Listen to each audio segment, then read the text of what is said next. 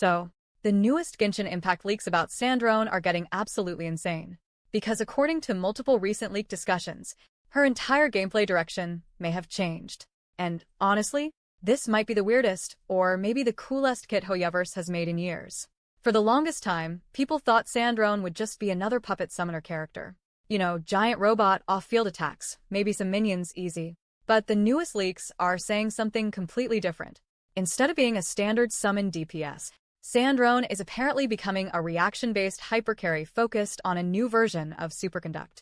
Not physical damage, not traditional cryo, an entirely new reaction system. And this is where things start getting crazy.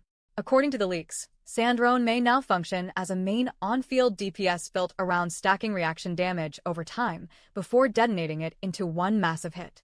Almost like she's charging damage in the background. Some leaks even compare her playstyle to a mix of Nouvelette's laser gameplay, overheating mechanics, and delayed reaction nukes. And apparently, her charged attack is the centerpiece of her kit. Leaks describe her firing a continuous cryo-laser beam, similar to Nouvelette, while constantly triggering enhanced superconduct reactions. But unlike Nouvelette, Sandrone supposedly has a heat gauge. The longer you fire the beam, the more the gauge fills up. Once it overheats, the attack shuts down. And that is the part everyone is talking about. Because older Sandrone leaks focus more on puppets and mechanical summons. But these newer leaks suggest Hoyoverse may have reworked her into a reaction-focused machine gun DPS instead, meaning her gameplay loop is now supposedly building reaction stacks, maintain laser uptime, and trigger giant damage bursts. And if that's real, she could become the first character to completely redefine Superconduct. Now here's the really important part. The leaks claim Sandrone's damage doesn't work like normal elemental damage. Instead, some of her strongest hits may count as special reaction damage that ignores traditional damage bonus scaling. That's massive, because if true, standard builds might not even work on her. A crit scaling elemental goblets, even team comps could work differently compared to normal cryo carries. And yes, people are already calling her the character designed for the future meta. Because multiple leaks are hinting that Hoyoverse is preparing an entire cryo-electro reaction overhaul around her release.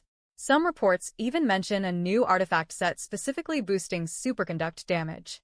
The leaked artifact set supposedly gives ATK bonuses, superconduct damage increase, and free crit rate when attacking enemies affected by superconduct, which sounds suspiciously tailored for Sandrone, like almost too tailored. There's also confusion about her actual element. Some older leaks said Electro. Newer ones say Cryo Claymore. And right now, most reliable leak summaries are leaning toward Cryo DPS. Now, let's talk about the scary part. If these leaks are real, Sandrone might accidentally power creep older physical teams entirely, because traditional superconduct only lowers physical resistance. But her rumored version seems focused on actual reaction damage instead, meaning characters like Eula, older cryo units, and forgotten electro supports could suddenly become relevant again. Basically, this feels very intentional. Hoyoverse has been reviving dead reactions lately. Bloom became Hyper Bloom. Electro became one of the strongest elements in the game. And now, it looks like Superconduct might finally be next. There are even early Constellation leaks already floating around. Apparently, C1 slows down her overheating gauge. C2 massively buffs attack scaling. C4 adds extra reaction hits. And C6 basically turns her laser into complete chaos. Classic Harbinger behavior. But before everyone loses their minds, remember this. None of this is official yet. These are beta and insider leaks. And Sandrone's kit specifically looks like the kind of thing Hoyoverse could heavily change before release.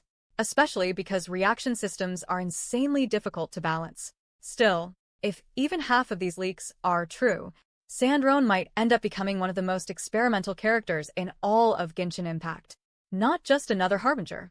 Not just another cryo DPS. But a character built to literally change how elemental reactions work. And honestly, that sounds terrifying. And here's my question for you. Would you pull for Sandrone? Or are you saving for the Tsaritsa? Comment down below. And if you want more Genshin news such as this, consider subscribing. That would mean a lot to me. Anyways, that's all. Have a good day.